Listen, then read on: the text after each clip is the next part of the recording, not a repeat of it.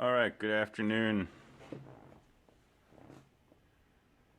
So, I want to talk about the client side of client-server connections in Java using the socket class, and then I want to start talking about threading and how that relates to PA5.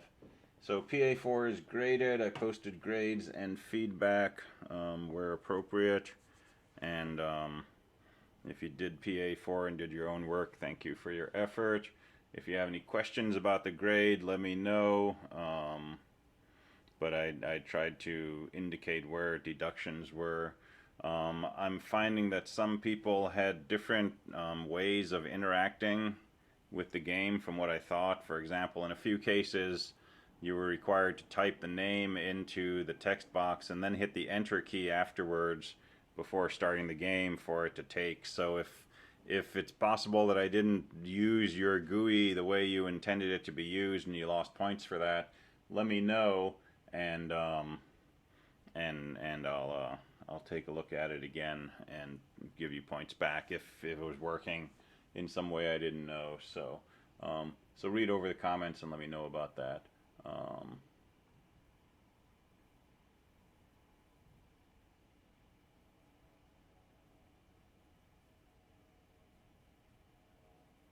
That's interesting.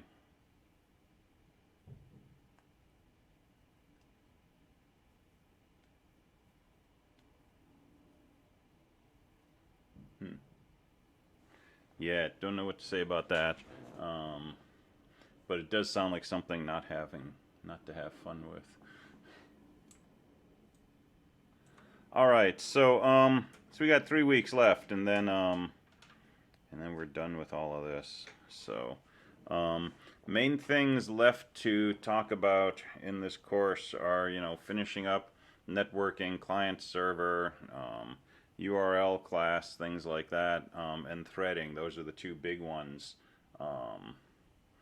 that we still have to do. And then I'm hoping to have some time to come back and talk a little bit about some other algorithms. I'd like to get through Huffman encoding and at least let you know about it, and maybe AVL trees and red-black trees. We've done AVL, but red-black trees, and maybe B trees and some other stuff like that, depending on time and energy levels and such. But definitely want to get through more networking stuff and then get into threads and at least get started on threading today. And a lot of this will tie into PA5. So let's go back to our basic client-server setup. And remember, there's a socket on the server. It's called a server socket. It's got a port number, and there's an address for the server, which identifies it ultimately somewhere, in the universe, planet Earth, space station, wherever. And our client initiates a connection to a server by specifying the address and the port number. And so a client has a socket on its end and tries to talk to the server socket. The server socket, server listener, accepts a connection there and basically creates a new socket and establishes this communication between that new socket on the server side and the client that the server came in with. Yeah, I guess I can share my screen. Why not? And then it's got the bonus of being able to see what I'm writing. So thank you. All right, so server side, client side, so we get this two-way connection going. So we played with this a little last week, and on the server side, we wrote Java code and we used the server socket class. And on the client side, we used telnet to just establish this connection. So for PA5, you're going to have one program, which is your networked dots game, netdots. But it's going to be able to run as either the server or the client. On the server side, it's going to create a server socket object and listen for connections and so on. But if you decide that you're going to play the game as the client, you need to do basically what telnet does, which is create a socket that attempts to connect to a given server socket 1234 on whatever machine you're trying to play with. And so let's look at the code for doing that. And so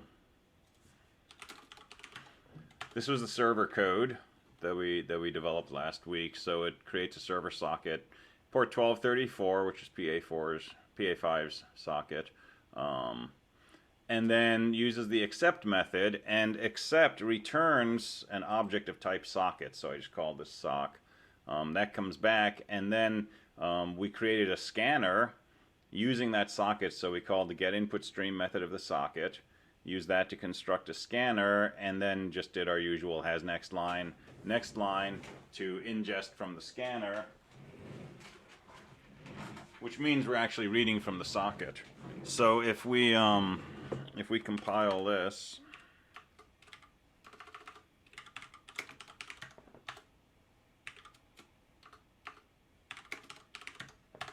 and we run it, then we were able to use telnet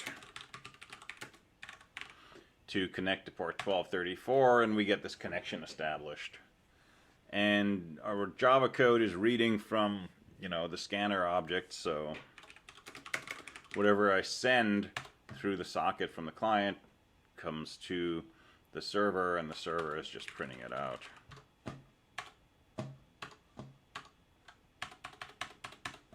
And then when the client exits,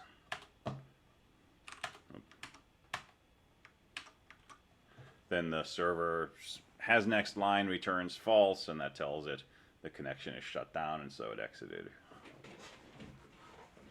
All right, so that's our basic setup. So let's create our own version of telnet to do what telnet is doing. So let's make a client.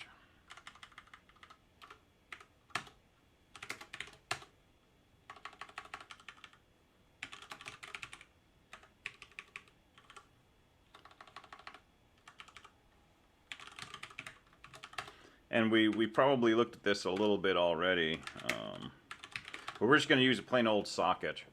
So socket is like a server socket, except it's really meant for the client side usually, or it's a thing returned by the accept method of a server socket. But we can construct a client. We can specify a network address and a port number.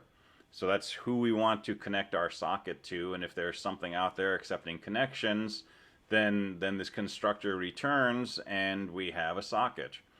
And we can say, get input stream or get output stream, and use those to construct a scanner or a print writer, and then we can send and receive information through the socket and communicate with the client.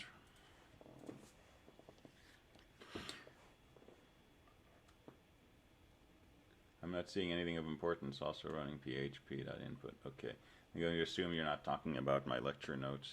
So let's make a socket, and I'll just call it sock. And let's make a new socket. And I'll say I'm connecting to localhost and port 1234. And so this can be, the name of a host that's going to be resolved by some kind of address resolution, or it could be, a dotted address with 4 parts and so on. It's pretty flexible. This is one of the ways in which this is so much easier than with C, because with C we need to actually build up a structure that stores the network address, or pass this to a function that will populate the pieces of a structure with the pieces of the network address, and we have to worry about byte ordering and all kinds of things. So we'll just go ahead and make a socket. And I'm going to do, no, I did not show netcat, but that is a cool utility for doing text. So that's useful. Take a look at that.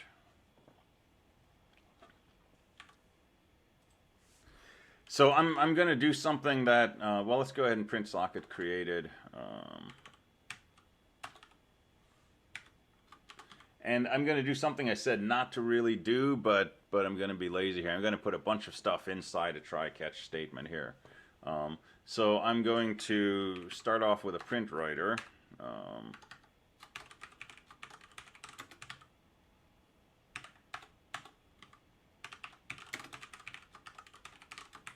And I'm going to construct my print writer using the get output stream of my socket.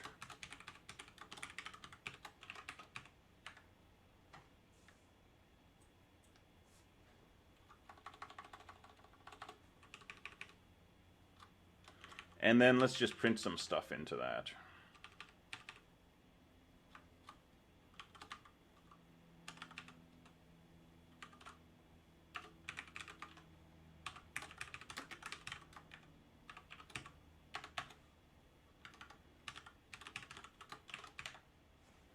And then we'll just close out the socket. So, so this is going to create the socket, and then we'll construct a print writer, and then we'll print some stuff to it. And this is going to complain a few different ways.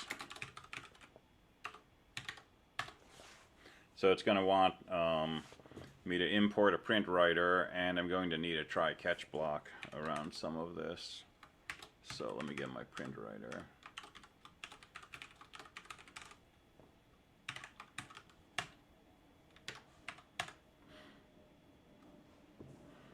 Let me spell it right.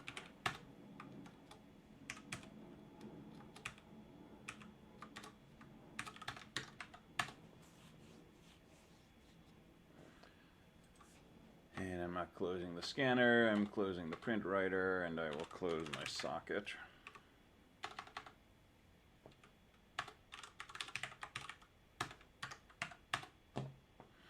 And so trying to close a socket connection can throw an exception, so we'll go ahead and toss that into.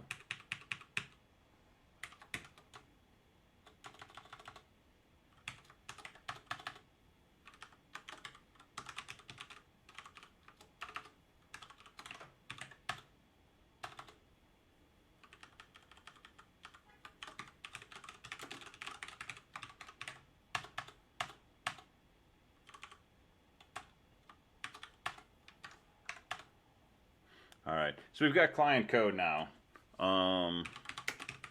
If I just go ahead and run that, assuming I spell it correctly, right, I get a whole bunch of errors. My main error is connection refused.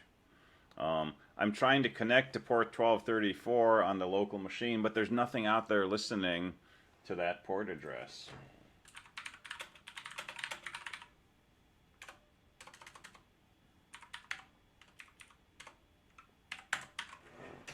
So that's a connection refused. So if I run my server code,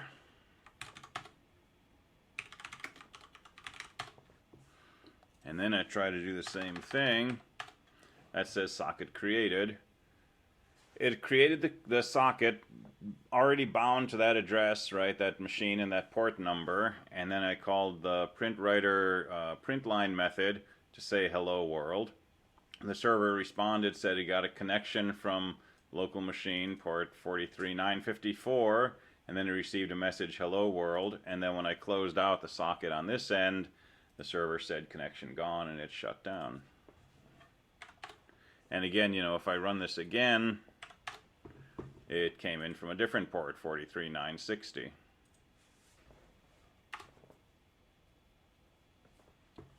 So that's the underlying mechanics of the whole two-way setup.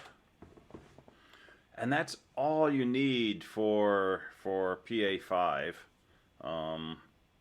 to make it work. But to make it work well, we need threading also. But this gets you most of the way there. So server side,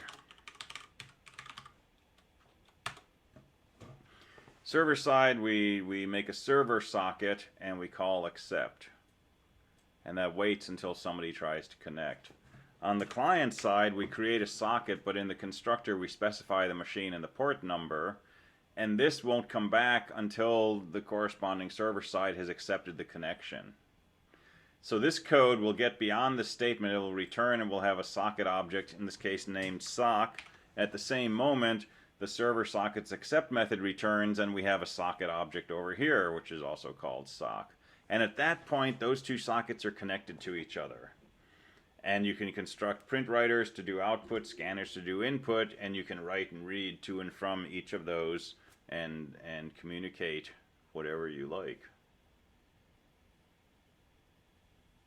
So that gets you set up basically. That's the mechanics of the network communication. Um,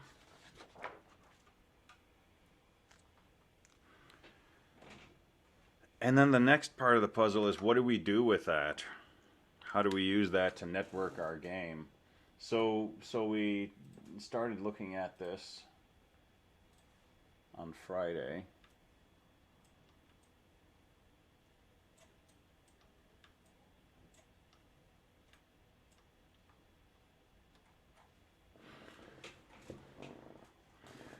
And the main setup is, you're going to have the same version of your dots game, but it can run in one of two different modes. It can run as a server or as a client.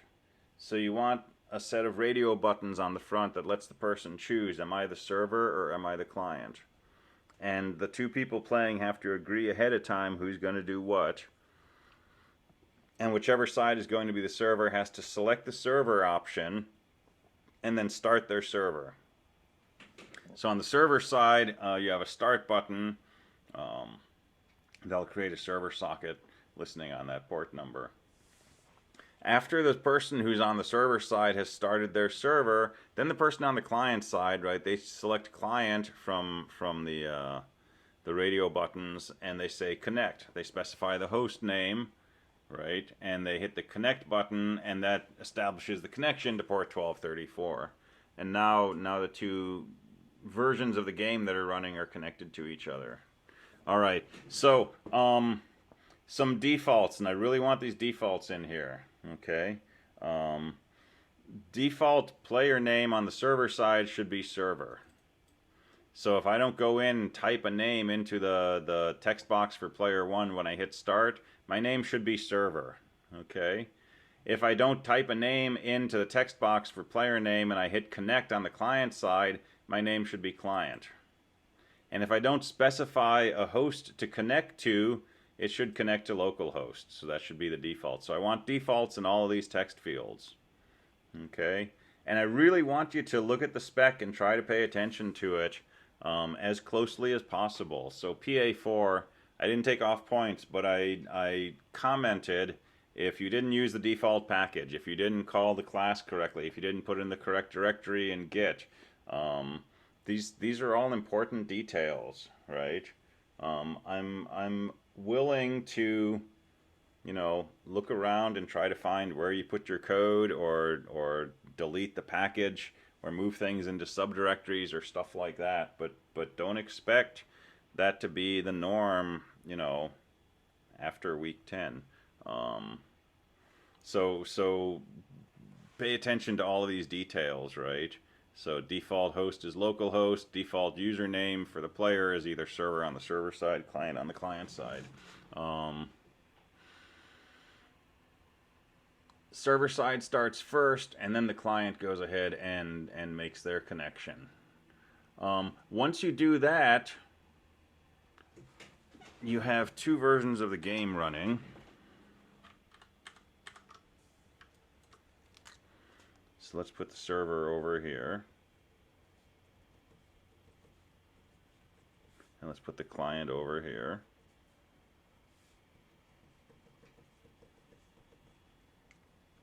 All right, server always goes first. Server is player 1, they go first. So what's going to happen? They're going to take their mouse and they're going to come somewhere and they're going to click. Right here, for example. And the code you've got for PA4 is going to translate that into a row column. It's going to figure out you're near the top edge. It's going to set the booleans here for top, here for bottom. It's going to call repaint, and your paint method is going to draw a line. It's going to notice that you didn't complete any boxes. It's going to say, okay, it's player 2's turn, and it's going to switch its internal flag information to say, okay, now it's the other player's turn, player 2. So how does the client catch up? All you got to do is, when you click XY, as long as it's a legal move, send that XY pair to the client. And on the client side, you have something which is listening for incoming information from the socket. And when it receives an XY pair, do whatever you would do if the mouse had just been clicked at that XY position. So if you wrote your mouse listener as a bunch of code inside the mouse listener, you're going to want to take most of that code, put it in a separate method called, respond to mouse click, parentheses, integer x, comma, integer y. And have that method do something like take the XY, figure out the row and column, figure out which edge, see if it's legal, etc., etc. And, call repaint. And, before you call repaint, see if a box is completed. And if it is, put the initial of the current player in there, call repaint. And then if no box was completed, change the player name to whoever the other player is. So switch your player turn flag to the other player. If the client code does the same thing, it's going to end up drawing that same line. And now both of these games are going to say, hey, it's the client's move. All right, so how do you do this? Your main loop looks like this. And once again, there's a lot of ways to do this. I'll try to give you a pretty straightforward way to do it here. But there's lots of rabbit holes one can go down, some good, some not so good. Server side, on mouse click. So when you get a mouse click, go ahead and say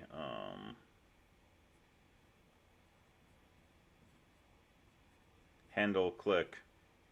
Whatever event you have in your mouse listener, e.getx, e.getY. So your XY coordinates. Call your own handle click code. And then send to client the XY coordinates. And then return. So your mouse listener code is almost exactly the same as it was, except after you've taken care of the XY click, send that XY pair to the client.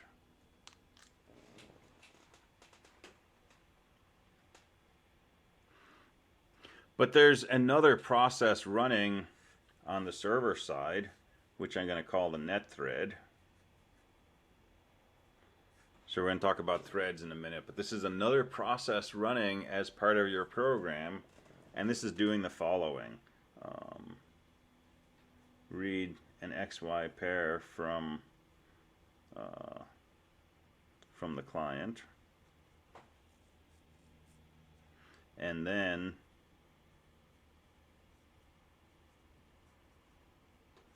call whatever code you've written to handle an XY click, and go back up to the top and just sit there and spin forever.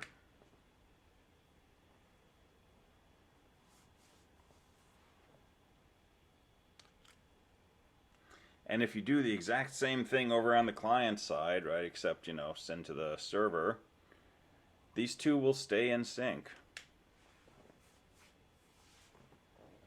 So you're going to be sitting over here waiting on a mouse click.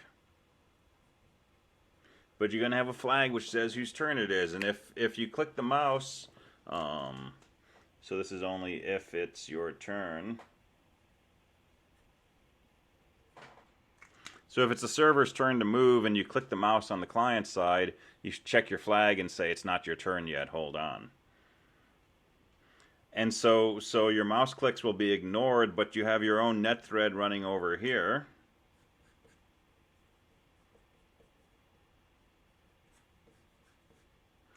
And so the server side clicks, it sends the XY over here, your net thread picks those up and calls your handle click routine. And now your code does exactly what it would have done if somebody had clicked the mouse in PA4 at the same position that this person clicked the mouse. So it'll draw a line, it'll figure out if there's a box, it'll update the score, add initials, figure out if it should change whose turn it is, call repaint, all of that stuff. And then it should change, the handle click. After it's done all of that, if it decides no new box was completed, it'll go ahead and change the flag to say now it's the client's turn. And now if you click your mouse, it'll go ahead and call handle click on that and send the XY coordinates to the server and get out of the listener. And the net thread will be sitting here still waiting for XY pairs, but it won't receive an XY pair until it's the server's turn again, and the person on the server side clicks their mouse, and their server code sends you an XY pair.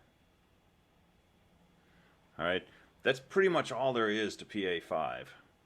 It's really just making this extra thread that gets XY pairs from the other side of the connection and sends them to your code that used to handle mouse clicks.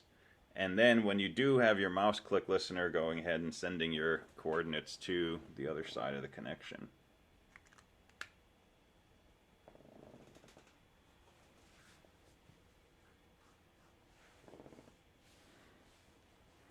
So we'll talk about the threading next, but questions so far?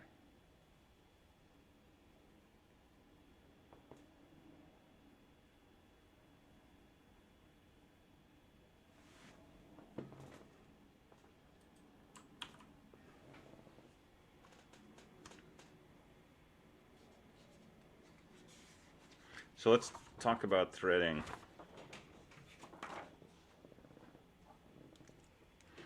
And this is a common aspect of doing networked communication. Let's say we have a server and we have a client. And in PA5, they're going to move together, right? We're always going to know when it's our turn to send something or when the other side is sending us something.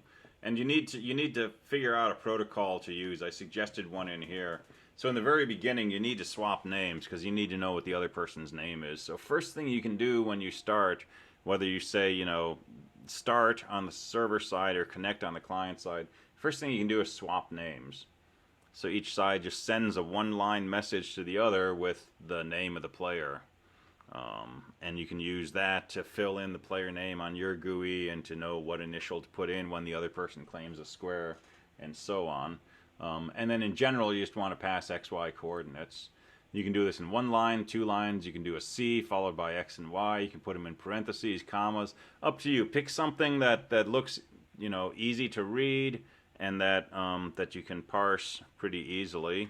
The code I showed you last week, I was sending out 2 lines, X coordinate and Y coordinate. You can do it in one line like this. It's totally up to you.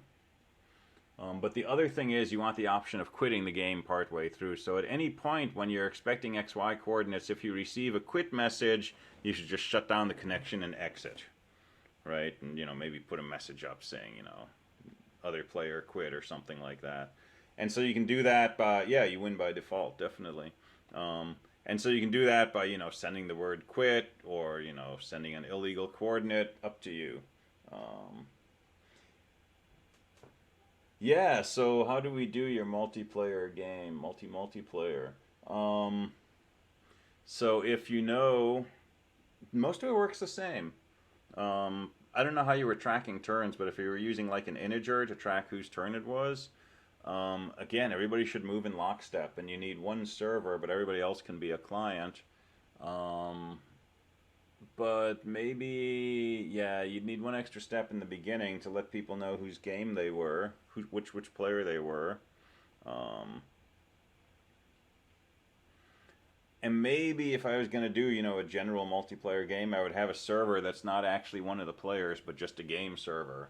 And then you could have like 5 people connect to it, and it would tell each player what their player number was. And just assign an ordering to them, and then whatever you're using to update your player object. Yeah, that would be cool. And yeah, then if you let somebody quit partway through, you could reclaim their boxes, although you wouldn't know whose lines to undo. Although, yeah, so in some versions, yep, you color-coded the lines, which was cool. I thought that would be useful for like a machine learning version of this, because it would actually be able to go back and look at who contributed the lines to which boxes. Interesting. You could also number them, so you could like replay the whole game. Nobody did an undo option either. But you know, if you've got everything nicely broken down into classes and objects, it's pretty straightforward to save like the last 10 boards. And you could make a queue, for example, that would always have the last 10 boards, and then if you wanted to undo a move, you could just, go back to the previous board. And if you calculate things like score and stuff like that from the board of Booleans, you can basically roll back history by just going to a different array of boxes and Booleans. So that's an option. Yeah, I was old school. When I was playing this, we had pencils, so so it had to be just monochrome.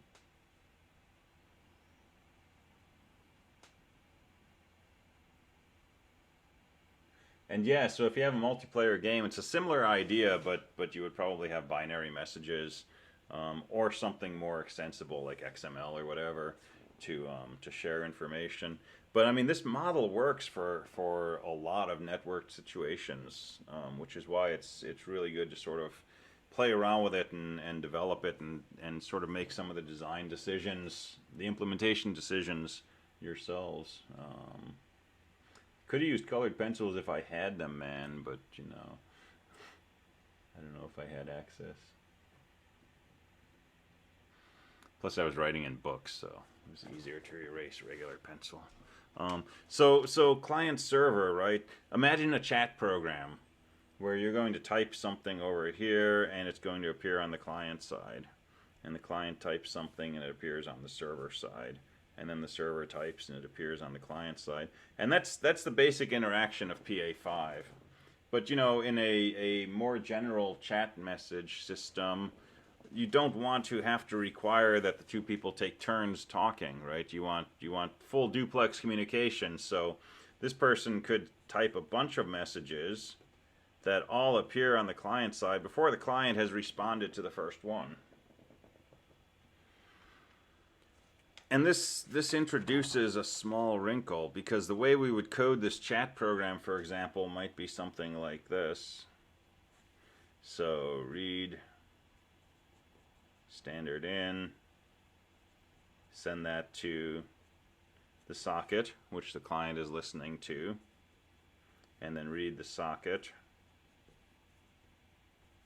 and then send whatever you get from the socket to standard out, and loop. And the client is doing exactly the same thing. Read the socket, send to standard out, but I've got a 180-degree phase shift here. Read standard in, send to the socket, go back up to the top. All right, so this works fine as long as you take turns. Client is waiting for a message. Server types a message, hits enter, it goes to the socket. Client reads from the socket, prints out that message. Now that's waiting for the client to type something. The server is waiting for a message. Client types, hits enter, it gets sent to the socket. Server receives it, prints it out, goes back to waiting for the server message. Client is waiting for an input. So that works great, but again, it's not asynchronous, right? So what we can do is break this up.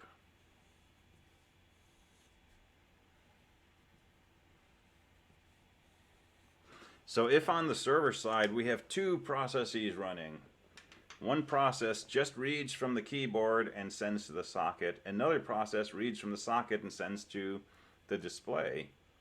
And if these are two independent processes both running as part of your communication program, right, you can type, never hit enter, right, or do nothing at all, and this thing is still going to show you any messages that are coming in.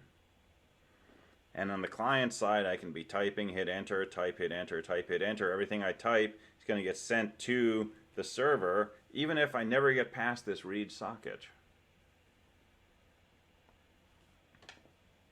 And this gets into a notion called blocking versus non-blocking. And most commonly, these relate to reads, but it's a general concept. So what is a blocking read? A blocking read is when you say fgets in C. You call fgets and you will not return from that call until the person has typed something in and hit enter. Right? It blocks further execution of your program until the requirements of the input are satisfied. And the whole problem with doing this as one loop is that once we say let's read a line from standard in, we don't come back from there until the person hits enter. And all this information that's coming into the socket from the client that we'd like to see, this code isn't running yet. So what we're going to do is we're going to break things into two separate processes, what we call threads. And one thread will just read from standard in, send to the client. The other will read from the client and send to standard out. And we'll do the same thing over here.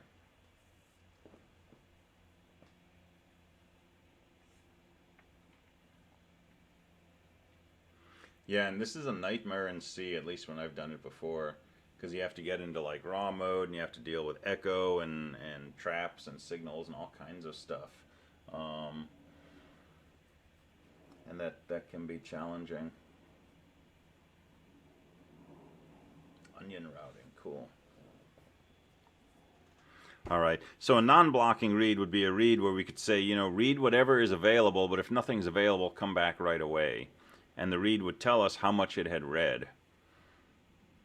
And so lower level code, if you work with you know, Arduinos, or if you go down to like assembly language and you work with BIOS calls and stuff, these are usually non-blocking, and we add a blocking layer on top. So we could make a blocking input that basically says, you know, wait until there's a character available and then read it, and if it's not an end of line character, go back and wait some more. And we sort of concoct the blocking behavior out of these non-blocking reads. But more often than not, when we come in from a high-level language, we're starting with blocking operations. So one way to deal with that is to make a pair of processes on each side. So we're going to use threads. So let's talk about threads.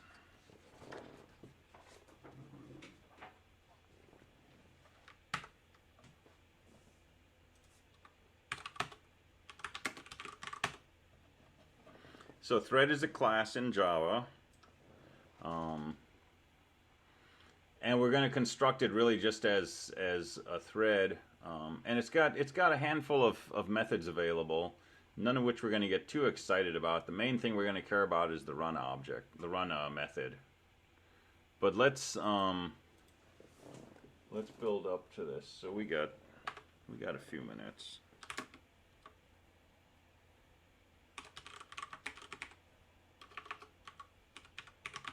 So let's make a thread test.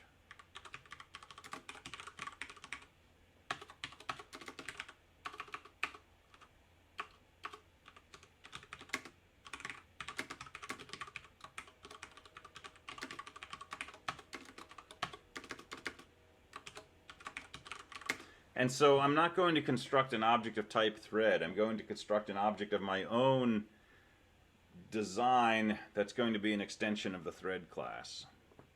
Because by default, a thread class doesn't do anything interesting, and it almost certainly doesn't do what I want it to do. So I'm going to make a thread called MT1, and I'm going to construct it, and my constructor is going to take an integer, which is an ID of the thread that I'm going to use to let me identify my threads. And so I'm going to make a set of 3 of these.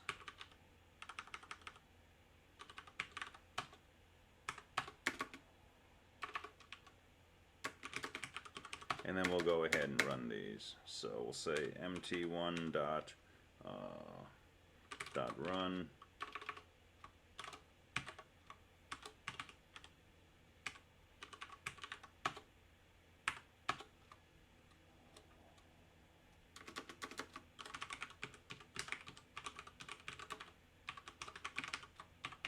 And then we'll say goodbye.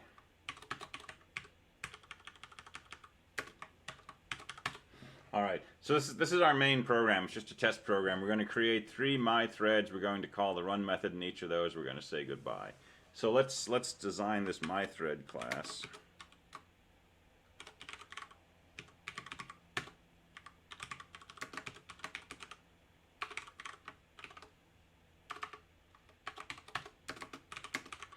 And I'm going to save the ID of each thread, and I'm going to set that up in a constructor.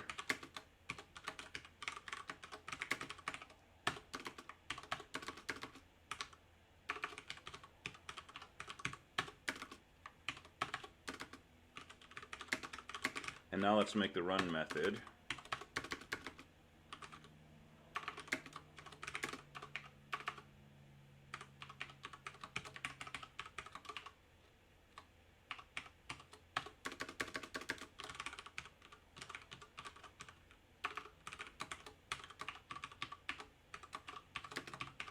And I'm just going to print out the ID of the thread, a colon, and the integer I, followed by a space. And we'll do this 1,000 times. And then we'll just go ahead and exit.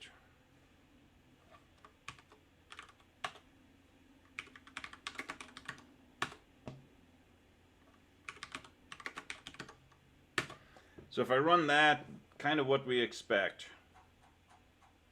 right? Well, we created 3 threads when we called mt1.run. It started printing out the values of I from 0 to 999 with the thread ID 1 in the front, so we got this pattern. And then when that function, that method returned, our main method called mt2.run, which printed out these. And then when that returned, we called mt3.run, which printed out this. So this is just like C code, it's just procedural. And then when mt3.run returned, our main method printed out goodbye. Alright, so we're going to make 2 changes to this. The first thing is I'm going to change my thread to extend a thread.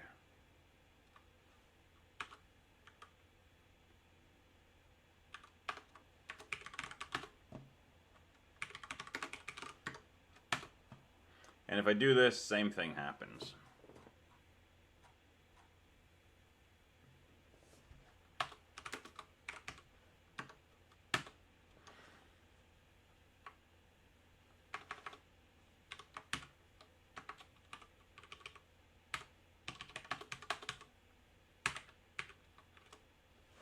Okay, here's the big change we're going to make.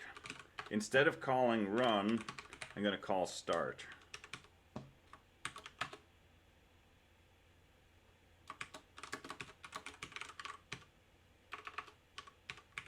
Okay, now watch this closely. I have a method called run, which does our loop. I'm not going to call run. I'm going to call a method named start.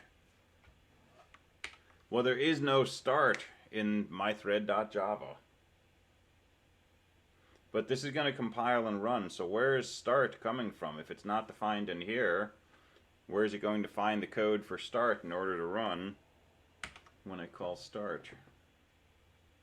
It's going to find it in thread, right? Why? Because this thread, my thread, is an extension of thread. So anything that's inside thread is also inside my thread, unless I override it, for example, run, or I create something new like this integer ID.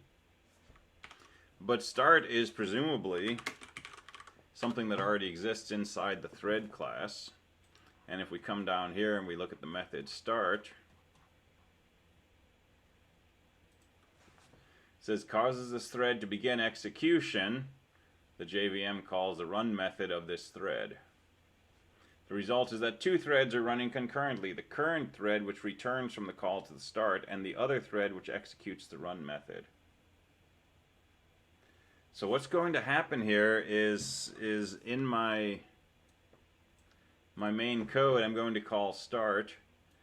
2 things will happen. 1, a new thread is created inside the virtual machine. And then in that new thread, the run method is called. So this is still going to execute run, but now run's going to be called inside a separate execution context, a thread that's executing this. And at that point, this call to start comes back. Which means while mt1's run method is running, I'm going to call mt2.start. What's that going to do? It's going to create another thread. And that thread's going to start executing run in mt2, and the call to start will come back. And as soon as it comes back, my main thread executes mt3.start, which creates another thread, and that thread starts executing mt3.run. and then this call returns, and then my main program should say goodbye, and my main is going to exit at this point. But presumably these three threads will still continue to execute, and they'll be executing the corresponding run methods.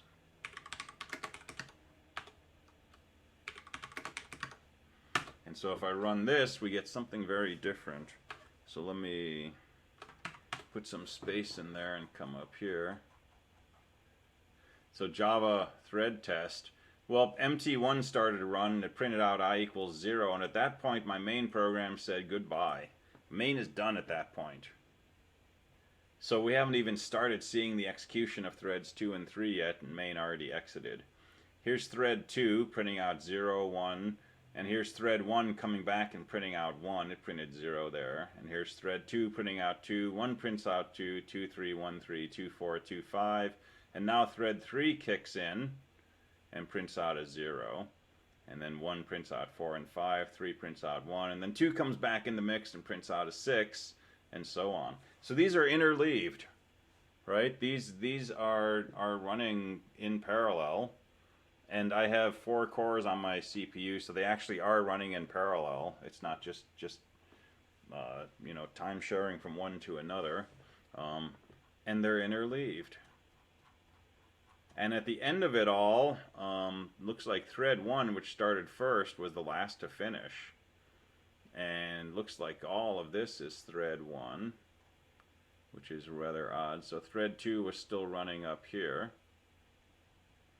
And thread 2 finished right here, to 999. And thread 3 looks like it finished right here. And that was before thread 1 had gotten up to 340. And then all the rest of this, thread 1 finished up.